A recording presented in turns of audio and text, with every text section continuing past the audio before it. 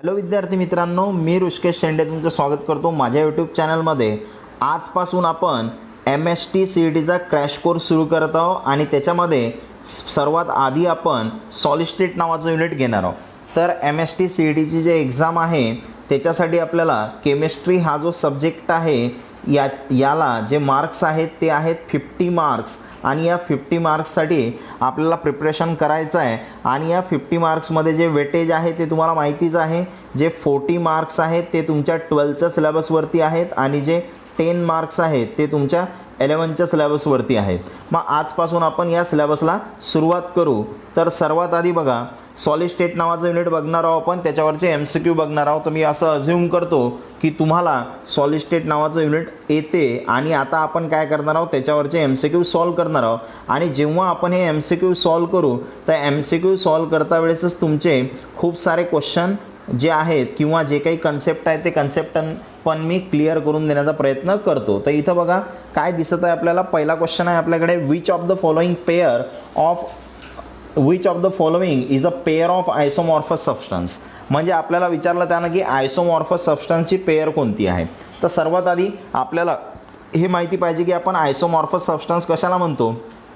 तर आयसो जो आहे त्याचा अर्थ होते सेम आणि मॉर्फसचा अर्थ काय होते, फॉर्म।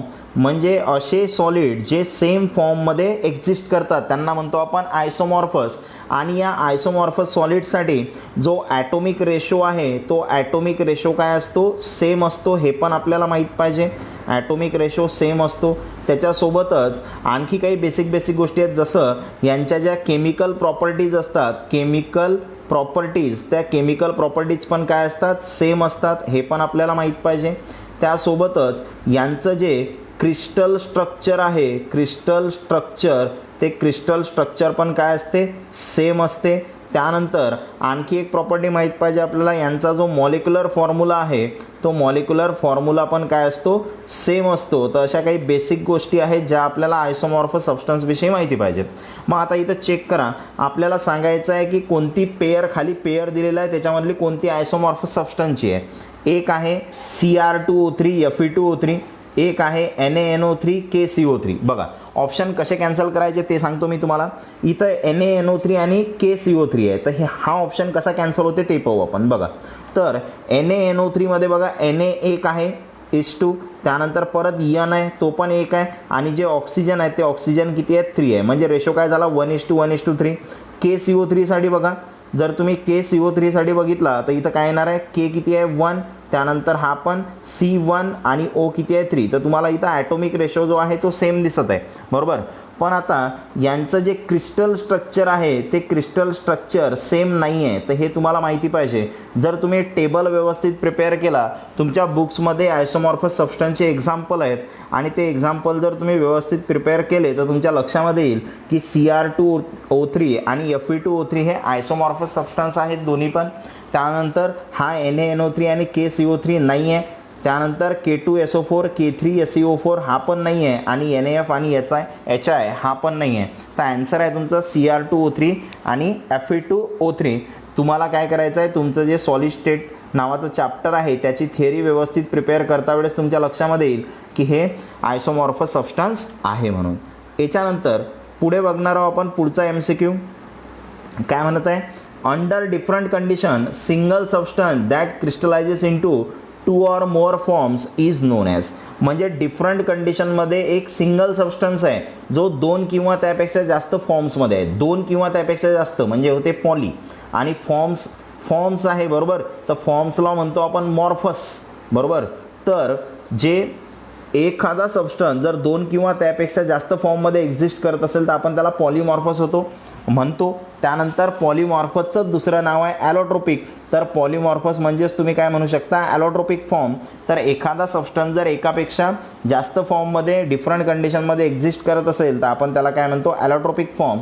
जसं फॉर एक्झाम्पल आपल्याला माहिती आहे कार्बनचे 3 ॲलोट्रोप्स आहेत। कोणते 3 ॲलोट्रोप्स आहेत, ज्याच्यामध्ये एक आहे डायमंड, एक आहे ग्राफाईट आणि त्यानंतर एक आहे फुलरिन। तर हे काय आहेत, आयसोटोप। यांना आपण काय म्हणतो, ॲलोट्रोप्स म्हणतो। कशाचे, कार्बनचे। म्हणजे आहे कार्बनच पण वेगवेगळ्या फॉर्ममध्ये एक्झिस्ट करते। मग आपल्याला माहीत झाला हा ॲलोट्रोपिक फॉर्म आहे। याच्यानंतर पुढचा क्वेश्चन बघणार आपण, पुढच्या क्वेश्चनमध्ये काय म्हणत आहे पहा, anisotropy in a crystalline solid arises due to. आता अनआयसोट्रॉपी काय असते, तर अनआयसोट्रॉपी हे क्रिस्टलाइन सॉलिडची प्रॉपर्टी आहे. कोणाची प्रॉपर्टी आहे, क्रिस्टलाइन सॉलिडची, हे तुम्हाला माहीत पाहिजे. आणि अनआयसोट्रॉपी काय सांगते की डिफरंट डायरेक्शनमध्ये, अनआयसोट्रॉपीचा अर्थ काय होते, डिफरंट डायरेक्शनमध्ये काय आहेत, डिफरंट प्रॉपर्टीज जर असतील तर आपण त्याला काय म्हणतो, अनआयसोट्रॉपी म्हणतो. तर आता चेक करू आपण ऑप्शन काय काय दिलेले आहेत आपल्याला. एक आहे आयसोमॉर्फस नेचर, अनआयसोट्रॉपी हे आयसोमॉर्फस नेचर आहे. त्यानंतर ॲलोट्रॉपिक फॉर्म आहे, composition of solid changes with direction. बघा, तर आपला आन्सर होणार हे का, कारण काय म्हणत आहे, composition of solid changes with direction.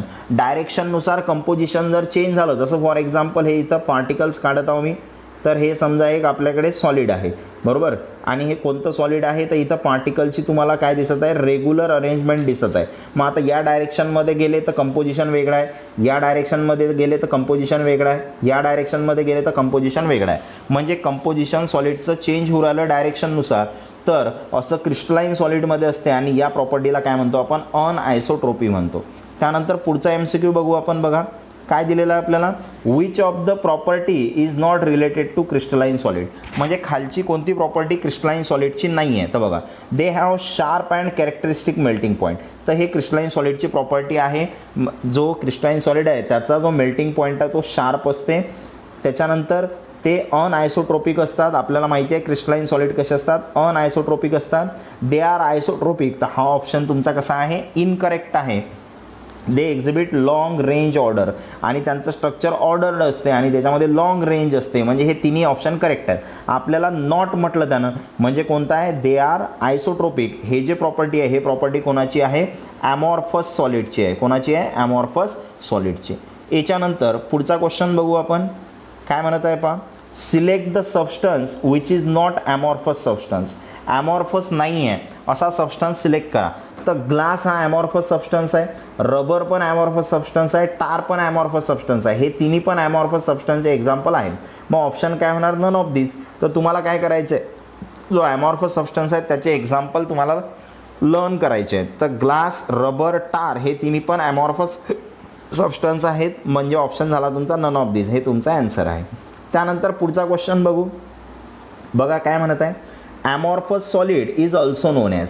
ॲमॉर्फस सॉलिडला काय म्हणतो आपण, तर पॉलिमॉर्फस. तर हे चुकीचं आहे, कारण पॉलिमॉर्फस हा कोणाचा टाईप आहे, हा क्रिस्टलाइन सॉलिडचा टाईप आहे. आपल्याला त्यांना ॲमॉर्फस विचारलं तर ॲमॉर्फस सॉलिडला आपण सुपरकूल्ड लिक्विड म्हणतो, सुडो सॉलिड पण म्हणतो. म्हणजे हे दोन्ही पण आहेत. मग both supercooled liquid and pseudo solids, म्हणजे ॲमॉर्फस सॉलिडला आपण सुपरकूल्ड लिक्विड पण म्हणतो आणि सुडो सॉलिड पण म्हणतो. म्हणजे ऑप्शन झाला तुमचा 4 नंबरचा. याच्यानंतर पुढे बघणार आहोत आपण पुढचा question, atomic ratio of constituent atom of isomorphous substance. जर आयसोमॉर्फस सबस्टन्स असेल तर त्यांचा जो ॲटोमिक रेशो आहे ॲटमचा तो कसा असते, तर तो सेम असते, डिफरंट असते, डिफर बाय 2 की not very same. Not very same. तर तुम्हाला माहीत पाहिजे, आपण आधीच सांगितलं आयसोमॉर्फस सॉलिडमध्ये जो ॲटोमिक रेशो असतो तो ॲटोमिक रेशो काय असतो, तर तो सेम असतो. हे आपल्याला माहीत पाहिजे. आयसोमॉर्फस सॉलिडसाठी ॲटोमिक रेशो काय असतो, सेम असतो. म्हणजे फर्स्ट ऑप्शन. पुढचा क्वेश्चन बघा काय म्हणत आहे, refractive index of a crystalline solid change with change of. Refractive index जो आहे हा कशानुसार चेंज होतो, मास, व्हॉल्यूम, डायरेक्शन, मॅग्नेट्यूड. तर तुम्हाला माहीत पाहिजे हा जो रिफ्रॅक्टिव्ह इंडेक्स आहे हे आपण एक्झाम्पल सांगितलं होतं अनआयसोट्रॉपीमध्ये आहे ना. अनआयसोट्रॉपीमध्ये आपण कशाचं एक्झाम्पल सांगितलं होतं, रिफ्रॅक्टिव्ह इंडेक्स. आणि अनआयसोट्रॉपीचा अर्थ काय होते, change with change of direction. म्हणजे रिफ्रॅक्टिव्ह इंडेक्सची जे प्रॉपर्टी आहे, हे प्रॉपर्टी जी आहे सॉलिडची, हे कधी चेंज होते, जेव्हा डायरेक्शन चेंज होते. मग हे अनआयसोट्रॉपीमध्ये आपण याचं एक्झाम्पल सांगितलेलं आहे रिफ्रॅक्टिव्ह इंडेक्सचं थेअरीमध्ये. बघा तुम्ही, म्हणजे डायरेक्शन याचा आन्सर आहे. नंतर पुढचा क्वेश्चन बघा. पुढे काय दिलेलं आहे आपल्याला, which of the crystal include positive ions arrange to form kernel in a sea of delocalise electron. म्हणजे काय, तर असे खूप सारे तुमच्याकडे डिलोकलाइज इलेक्ट्रॉन्स आहेत जे एका ठिकाणाहून दुसऱ्या ठिकाणी जाऊ शकतात. आणि याच्यामध्ये काय आहे, पॉझिटिव्ह चार्जचं कलेक्शन आहे. आणि हे जे पॉझिटिव्ह चार्जचं कलेक्शन आहे याला काय म्हणत असतो आपण, कार्नेल्स. आणि हे जे स्ट्रक्चर आहे हे इलेक्ट्रॉन्स डिलोकलाइज आहेत, म्हणजे एका ठिकाणाहून दुसऱ्या ठिकाणी जाऊ शकतात. म्हणजे मोबाईल इलेक्ट्रॉन्स आहेत, म्हणजे इलेक्ट्रॉनची मूवमेंट होते, इलेक्ट्रॉन फ्लो होतात. तर इलेक्ट्रॉन फ्लो कशामध्ये होत असतात, मेटॅलिक सॉलिडमध्ये, बरोबर. तर जे मेटॅलिक सॉलिड आहे त्याचं स्ट्रक्चर जर बघितलं तुम्ही तर त्याच्यामध्ये इलेक्ट्रॉन जे आहेत ते डिलोकलाइज असतात आणि ते पॉझिटिव्ह चार्जमध्ये असतात आहे ना, पॉझिटिव्ह चार्ज त्या इलेक्ट्रॉनच्या मध्ये तुम्हाला इथं दिसत आहेत. तर याचा आन्सर आहे मेटॅलिक सॉलिड. नंतर पुढचा क्वेश्चन बघा, पुढे काय दिलेलं आहे आपल्याला, the atoms which are link together by continuous system of covalent bond throughout the crystal. म्हणजे ॲटममध्ये कोणता बॉन्ड दिसत आहे तुम्हाला, कोव्हॅलंट बॉन्ड. मग असं कुठं असते, कोव्हॅलंट सॉलिडमध्ये, मॉलिक्युलर सॉलिडमध्ये, आयोनिक सॉलिडमध्ये, मेटॅलिक सॉलिडमध्ये. तर कोव्हॅलंट बॉन्ड तर इथं ट्रिक तुम्ही डायरेक्ट लावू शकता बा, कोव्हॅलंट सॉलिड म्हणजे कोव्हॅलंट सॉलिडमध्ये काय असतात, कोव्हॅलंट बॉन्ड असतात, हे आपल्याला माहिती आहे. मग मॉलिक्युलर सॉलिडमध्ये काय असते, तर मॉलिक्युलर सॉलिडमध्ये आपण सांगितलं होतं की मॉलिक्युलर सॉलिडमध्ये लंडन फोर्स होता किंवा त्याला आपण डिस्पर्शन फोर्स म्हणतो, त्यानंतर डायपोल फोर्स म्हणतो, त्यानंतर आणखी हायड्रोजन बॉन्डिंग होतं, हे कशामध्ये होतं, मॉलिक्युलरमध्ये. त्यानंतर आयोनिक सॉलिडमध्ये काय असते, इलेक्ट्रोस्टॅटिक फोर्स असते ना, इलेक्ट्रोस्टॅटिक फोर्स असते. आणि जे मेटॅलिक सॉलिड आहेत त्या मेटॅलिक सॉलिडमध्ये काय असते, मेटॅलिक बॉन्ड असते. तर हे आपल्याला माहिती पाहिजे. तर मी हे तुम्हाला एक्स्ट्राचं पण इथं सांगून दिलं, पण आपला ऑप्शन काय आहे इथं, कोव्हॅलंट बॉन्ड म्हटलं म्हणजे काय येणार आहे, कोव्हॅलंट सॉलिड येणार आहे. आता याच्यानंतर पुढचा क्वेश्चन काय म्हणत आहे बघा, पोलार मॉलिक्युलर सॉलिड्स हॅव, जे पोलार मॉलिक्युलर सॉलिड आहेत त्यांचं स्ट्रक्चर हार्ड असते. तर हे रॉंग आहे, कारण आपल्याला माहिती आहे पोलार मॉलिक्युलर सॉलिड कसे असतात, सॉफ्ट असतात. त्यानंतर त्यांच्यामध्ये डायपोल फोर्स असते, बरोबर. तर हे पण करेक्ट आहे. जे पोलार मॉलिक्युलर सॉलिड आहेत जसं फॉर एक्झाम्पल HCl, बरोबर. तर H वरती पार्शियल पॉझिटिव्ह, त्यानंतर Cl वरती पार्शियल निगेटिव्ह, हा दुसरा H पार्शियल पॉझिटिव्ह, हा Cl पार्शियल निगेटिव्ह. आणि या पॉझिटिव्ह निगेटिव्हमध्ये काय असेल, अट्रॅक्शन असेल, या पॉझिटिव्ह निगेटिव्हमध्ये काय असेल, अट्रॅक्शन असेल. म्हणजे हा पण इथं डायपोल आहे, इथं पण डायपोल आहे. म्हणजे कोणता फोर्स असते, डायपोल फोर्स, बरोबर. म्हणजे हार्ड स्ट्रक्चर नाही आहे, dipole induced dipole, none of this, हे 3 ऑप्शन नाही आहेत. ऑप्शन कोणता आहे, डायपोल फोर्स. त्यानंतर पुढचा क्वेश्चन बघा, तर पुढे काय म्हणत आहे, which of the following covalent solid undergo sp2 hybridisation. म्हणजे खाली आपल्याला काही कोव्हॅलंट सॉलिड दिलेले आहेत, त्यांचं sp2 हायब्रिडायझेशन कोणाचं आहे ते सांगायचं आहे. तर बघा इथं डायमंड आहे, तर डायमंडचं जे हायब्रिडायझेशन असते ते sp3 असते. ग्राफाईट आहे त्याचं sp2 हायब्रिडायझेशन आहे. फुलरिन आहे त्याचं sp2 हायब्रिडायझेशन आहे. आणि option D both graphite and fullerene. तो ऑप्शन काय होणार, बोथ ग्राफाईट आणि फुलरिन दोघांमध्ये पण असते. तर आपल्याला हे माहीत पाहिजे, डायमंडचं हायब्रिडायझेशन sp3 असते, ग्राफाईट आणि फुलरिनचं काय असते, sp2 असते. म्हणून तुमचा ऑप्शन कोणता झाला, शेवटचा. नंतर पुढचा क्वेश्चन बघणार आपण, काय म्हणत आहे बघा, melting point of diamond is. तर डायमंडचा मेल्टिंग पॉईंट किती असते, तर पहिलाच ऑप्शन आहे 3550 डिग्री सेल्सिअस. तर हा डायमंडचा काय आहे, मेल्टिंग पॉईंट आहे, खूप जास्त मेल्टिंग पॉईंट असतो. आणि डायमंड हे एक हार्डेस्ट मटेरियल आहे ना, नॅचरली ऑकरिंग हार्डेस्ट मटेरियल. आणि याचा वापर ज्वेलरीमध्ये केला जातो, हे पण आपल्याला माहिती आहे. त्याच्यासोबतच हा जो डायमंड आहे याच्यामध्ये जो कार्बन असते तो sp3 हायब्रिडाइज असते, ते पण मी तुम्हाला सांगितलं. त्यानंतर या डायमंडचा वापर इंडस्ट्रीमध्ये मेटल कटिंगसाठी, कटिंग ऑपरेशन परफॉर्म करण्यासाठी, म्हणजे मेटल पार्ट कट करण्यासाठी पण डायमंडचा वापर केला जाते. याच्यानंतर पुढचा क्वेश्चन बघा, तर पुढे आहे hydrogen bonded molecular solid, hydrogen atom in a molecule is bonded to. Hydrogen bonded molecular सॉलिडमध्ये हायड्रोजन ॲटम कोणाला बॉन्डेड असते, तर हायड्रोजन बॉन्डेड मॉलिक्युलर सॉलिड म्हणजे काय, जसं फॉर एक्झाम्पल आहे H2O, जसं फॉर एक्झाम्पल आहे आपल्याजवळ NH3, जसं आपल्याजवळ एक्झाम्पल आहे HF. तर हे सर्व हायड्रोजन बॉन्डेड मॉलिक्युलर सॉलिड आहेत. आणि याच्यामध्ये हायड्रोजन कोणाला बॉन्ड आहे, कोणाला बॉन्ड केलेला आहे ना, ऑक्सिजनसोबत, इथं नायट्रोजनसोबत, इथं फ्लोरीनसोबत. आणि फ्लोरीन, ऑक्सिजन, नायट्रोजन हे स्ट्रॉंग इलेक्ट्रोनिगेटिव्ह ॲटम आहेत, बरोबर. म्हणजे हायड्रोजन बॉन्डेड मॉलिक्युलर सॉलिडमध्ये हायड्रोजन ॲटम हा स्ट्रॉंग इलेक्ट्रोनिगेटिव्ह ॲटमसोबत बॉन्डेड असते. याच्यानंतर पुढचा क्वेश्चन आहे आपल्याला दिलेला 15 नंबर, काय म्हणत आहे, attractive forces between kernels and mobile valence electron is called. Forces पाहिजेत आपल्याला, कोणामधले, कार्नेल्स आणि मोबाईल इलेक्ट्रॉन्समधले. तर आपण सांगितलं होतं मोबाईल इलेक्ट्रॉन्स म्हणजे जे इलेक्ट्रॉन्स एका ठिकाणाहून दुसऱ्या ठिकाणी मूव्ह होतात त्यांना म्हणतो आपण मोबाईल इलेक्ट्रॉन. कार्नेल्स म्हणजे याच्यामध्ये पॉझिटिव्ह चार्जचं काय आहे, कलेक्शन आहे. म्हणजे हे कोणतं सॉलिड आहे, मेटॅलिक सॉलिड आहे. आणि मेटॅलिक सॉलिडमध्ये काय असतो, मेटॅलिक बॉन्ड असतो. तर आपण अशा पद्धतीनं 15 MCQ कवर केले, हे एक सिरीज झाली. आता परत आपण पुढे 15 MCQ बघू. तर बघा पुढचा क्वेश्चन काय म्हणते, number of atoms per unit cell is 2, the arrangement is. म्हणजे एका युनिट सेलमध्ये किती ॲटम्स आहेत, 2 ॲटम्स आहेत. तर एका युनिट सेलमध्ये 2 ॲटम्स असले तर सिम्पल क्युबिक असते का, नाही, कारण सिम्पल क्युबिकमध्ये 1 ॲटम असते. त्यानंतर हे जे BCC आहे तर BCC मध्ये किती ॲटम्स असतात 2 असतात आणि FCC मध्ये किती असतात 4 असतात. तर हे माहीत पाहिजे आपल्याला. पर युनिट सेल ॲटम किती प्रेझेंट असतात तर BCC मध्ये किती ॲटम्स प्रेझेंट असतात 2 प्रेझेंट असतात. तर आपल्याला त्यानं तेच विचारलं 2 ॲटम्स पर युनिट सेल कुठं प्रेझेंट आहेत तर ते कोणत्या स्ट्रक्चरमध्ये आहेत BCC मध्ये प्रेझेंट आहेत. पुढचा क्वेश्चन बघा. Bravais lattice are of 10 types 12 types 14 types 16 type. तर आपल्याला माहीत पाहिजे ब्रॅव्हस लॅटिस हे 14 टाईपचे असतात. थेअरीमध्ये सांगितलं होतं मी जे ब्रॅव्हस लॅटिस आहेत ते किती टाईपचे आहेत 14 टाईपचे असतात. महत्त्वाचं आहे लक्षामध्ये ठेवा. त्यानंतर पुढे which of the following type of cubic lattice has maximum number of atoms per unit cell. तर maximum number of atoms per unit cell एका युनिट सेलमध्ये जास्तीत जास्त ॲटम कोणामध्ये असतात तर सिम्पल क्युबिकमध्ये 1 असते, बॉडी सेंटर्डमध्ये 2 असते आणि फेस सेंटर्डमध्ये किती असते 4. आणि ऑप्शन आहे ऑल ऑफ दिस. हा तर नाहीच आहे. म्हणजे ऑप्शन कोणता आहे FCC. कारण FCC मध्ये मॅक्झिमम ॲटम्स आहेत किती per unit cell 4 atoms are present. पुढचा क्वेश्चन बघा काय म्हणत आहे. Monoclinic crystal has a dimension. जो क्लिनिक क्रिस्टल आहे त्याचे डायमेन्शन काय आहेत ते तुम्हाला सांगायचे आहे. तर बघा तर हे तुम्हाला एक टेबल आहे तुमच्या बुकमध्ये तो तुम्हाला लर्न करावा लागेल. तो लर्न कसा करायचा त्याच्यासाठी मी ट्रिक पण सांगितलेली आहे. तर ते ट्रिक काय आहे त्याच्यासाठी तुम्हाला व्हिडिओ बघावा लागेल. तर त्या व्हिडिओची लिंक मी या व्हिडिओच्या डिस्क्रिप्शनमध्ये टाकेल. त्याच्यावरून तुम्ही तो टेबल लर्न करू शकता आणि तो टेबल जर लर्न केला तर या टाईपवरचा तुम्ही कोणता पण क्वेश्चन सॉल्व करू शकता. तर मोनोक्लिनिक युनिट सेलसाठी मी इथं ॲन्सर सांगतो तुम्हाला. तर एक ट्रिक आहे मोनोक्लिनिक युनिट सेलसाठी जो बीटा आहे तो नॉट इक्वल टू 90 असते. तर हे आपल्यासाठी महत्त्वाचं. असं फक्त एकाच ऑप्शनमध्ये आहे बीटा नॉट इक्वल टू 90 म्हणजे हा जो 3rd नंबरचा ऑप्शन आहे हे तुमचा ॲन्सर आहे. म्हणजे A not equal to B not equal to C आणि अल्फा गॅमा इक्वल टू 90 आणि बीटा नॉट इक्वल टू 90 असं जर असेल तर आपण त्याला मोनोक्लिनिक क्रिस्टल असं म्हणतो. पुढे बघा पुढचा क्वेश्चन आहे which of the following are the correct axial distances and axial angle for rhombohedral system.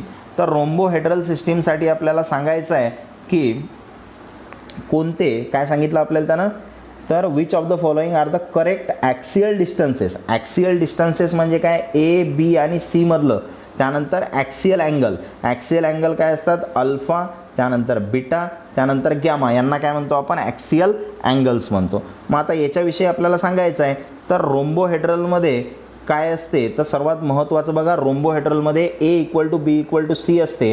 हे महत्त्वाचं आहे. तर तिन्ही पण ॲक्सियल डिस्टन्स सेम असतात आणि अल्फा बीटा गॅमा हे इक्वल असतात पण काय असतात नॉट इक्वल टू 90 असतात. तर हा जो ऑप्शन आहे तुमचा 2nd नंबरचा ऑप्शन आहे. तर तो टेबल जर तुम्ही लर्न केला तर तुम्ही याचा ॲन्सर इझिली देऊ शकता. तर A B C काय आहेत इक्वल आहेत आणि अल्फा बीटा गॅमा हे इक्वल आहेत पण नॉट इक्वल टू काय आहेत 90. म्हणजे सर्व इक्वल आहे फक्त हे नॉट इक्वल टू 90 असेल तर आपण त्याला काय म्हणतो रोम्बोहेड्रल सिस्टीम म्हणतो. नंतर पुढचा क्वेश्चन बघा फॉलोइंग रिप्रेझेंट्स. काय दिलं बघा A not equal to B not equal to C. तिन्ही पण इक्वल नाही आहेत, अँगल पण इक्वल नाही आहेत आणि 90 पण नाही आहेत. असं फक्त एकाच सेलमध्ये असते ट्रायक्लिनिकमध्ये. म्हणजे तुम्ही जर तो टेबल जर तुमचा प्रिपेअर असेल तर अशा टाईपचे क्वेश्चन तुम्ही सॉल्व करू शकता. तर ट्रायक्लिनिकमध्ये A not equal to B not equal to C alpha not equal to beta not equal to gamma not equal to 90 असं जर असेल तर त्याला आपण ट्रायक्लिनिक युनिट सेल म्हणतो. त्यानंतर पुढचा क्वेश्चन बघू आपण काय म्हणत आहे बघा. How much portion of atom located at corner and body center of a cubic unit cell is a part of neighboring unit cell respectively. बघा तर कॉर्नरचा जो ॲटम आहे आणि बॉडी सेंटरचा जो ॲटम आहे तो एखाद्या युनिट सेलमध्ये किती प्रेझेंट असते. तर आपल्याला माहिती आहे कॉर्नरवरचा जो ॲटम असते तो 8 युनिट सेलनी शेअर केलेला असते. म्हणजे एका युनिट सेलच्या आतमध्ये फक्त त्याचा 1/8 एवढाच पार्ट असते आणि बॉडी सेंटरचा पूर्ण आतमध्ये असते बरोबर. म्हणजे तुमचा ऑप्शन 1/8 आणि 1 असं लागेल. तर 1/8 आणि 1 पहिल्या ऑप्शनमध्ये आहे. तर कॉर्नरचा ॲटम 1/8 असते आणि बॉडी सेंटरचा पूर्ण 1 असते. तर 1/8 आणि 1 हे झालं तुमचा ॲन्सर. पुढचा क्वेश्चन बघा select the correct structure for face centred cubic. Face सेंटर्डसाठी सांगायचं आहे. आता फेस सेंटर्डमध्ये बघा पहिलं स्ट्रक्चर आहे का तर नाही का कारण याच्यामध्ये बॉडीच्या सेंटरमध्ये पार्टिकल प्रेझेंट आहे म्हणजे हे बॉडी सेंटर्ड. त्यानंतर याच्यामध्ये फक्त पार्टिकल कॉर्नरला प्रेझेंट आहेत म्हणजे हे सिम्पल क्युबिक सेल आहे बरोबर. त्याच्यानंतर पुढे जर बघितलं तुम्ही पुढच्या एक्झाम्पलमध्ये तर इथं पार्टिकल अपोजिट साईडला दिसत आहेत तुम्हाला पण 2 एंडवरती दिसत आहे. याला आपण एंड सेंटर्ड म्हणतो बरोबर. 2 फेसच्या एंडला आहे त्याला एंड सेंटर्ड म्हणतो. आणि इथं बघा या फेसच्या एंडला इथं मागच्या समोरच्या या साईडच्या प्रत्येक फेसवरती तुम्हाला काय दिसत आहे, ॲटम प्रेझेंट दिसत आहे ना. हा एक फेस आहे, हा वरचा एक फेस आहे, त्यानंतर हा समोरचा फेस आहे. प्रत्येक फेसच्या सेंटरला तुम्हाला ॲटम दिसत आहे. म्हणजे हे झालं तुमचं ॲन्सर. हे झाली face centred cubic unit cell. नंतर पुढे बघा, पुढचा क्वेश्चन आहे the relative position of atoms, ions or molecule in a crystal are shown by. म्हणजे ॲटमची, आयनची किंवा मॉलिक्यूलची जे पोझिशन असते क्रिस्टलमध्ये ते आपण कशानं दाखवतो, तर लाईननं दाखवत नाही, स्ट्रेट लाईननं दाखवत नाही, आपण पॉईंटनं दाखवतो आहे ना. म्हणजे समजा हे युनिट सेल आहे, तर या युनिट सेलमध्ये जे ॲटम्स आहेत ते आपण कुठं दाखवत असतो, तर ते आपण असं सांगतो कॉर्नरला प्रेझेंट आहेत आणि असे काय दाखवतो आपण, पॉईंट्स दाखवत असतो. म्हणजे पॉईंट्सनं आपण इंडिकेट करत असतो पार्टिकलची पोझिशन. म्हणजे ऑप्शन झाला तुमचा पहिला. याच्यानंतर पुढचा क्वेश्चन बघा काय म्हणत आहे, when unit cell contains one or more constituent particles present at position other than corner.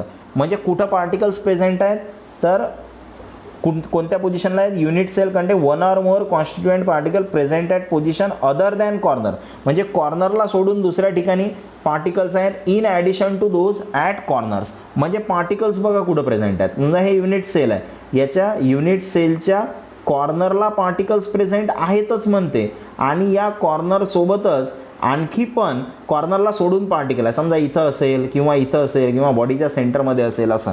तर असं जर असेल तर ते कोणत्या टाईपची युनिट सेल असते, तर बघा, तर युनिट सेल साधं त्याचा ॲन्सर नाहीच आहे.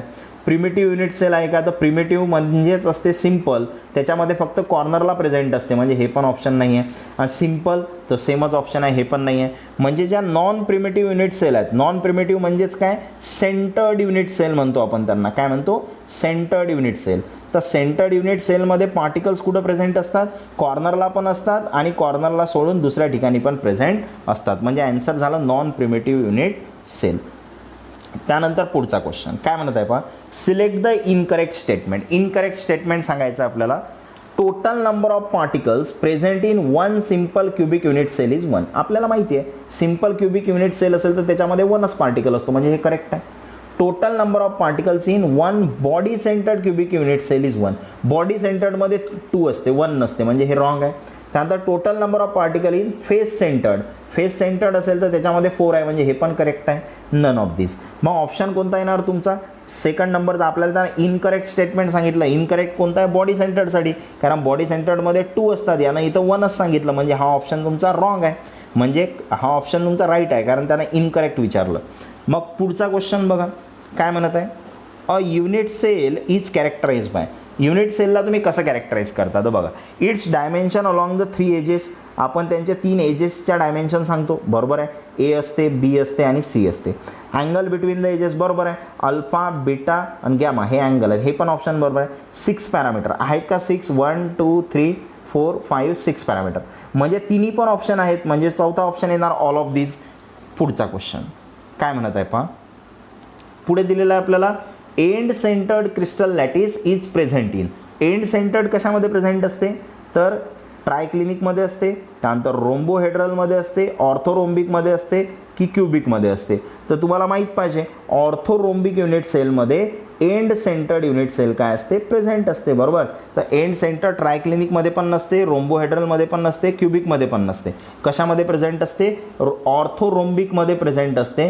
तर तो टेबल जर तुम्ही प्रिपेअर केला तर त्या टेबलमध्ये मी ह्या सर्व गोष्टी सांगितलेल्या आहेत. त्याची लिंक मी या व्हिडिओच्या डिस्क्रिप्शनमध्ये देतो, तो तुम्ही बघून घ्यायचा. त्याच्यावरून तुमचे हे अशा टाईपचे क्वेश्चन सॉल्व्ह होतील. याच्यानंतर पुढचा क्वेश्चन बघा.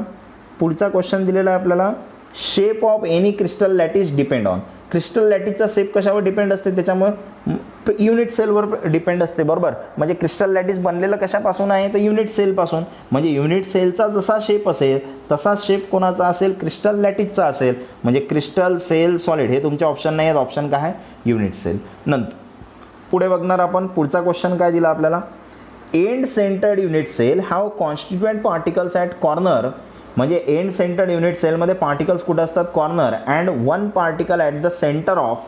आणि सेंटर, कोणाच्या सेंटरला पार्टिकल प्रेझेंट असते, कशामध्ये, एंड सेंटर्डमध्ये. आता एंड सेंटर्ड युनिट सेल जर तुम्ही बघितली तर कशी असते एंड सेंटर्ड युनिट सेल, तर त्याचे हे झाले.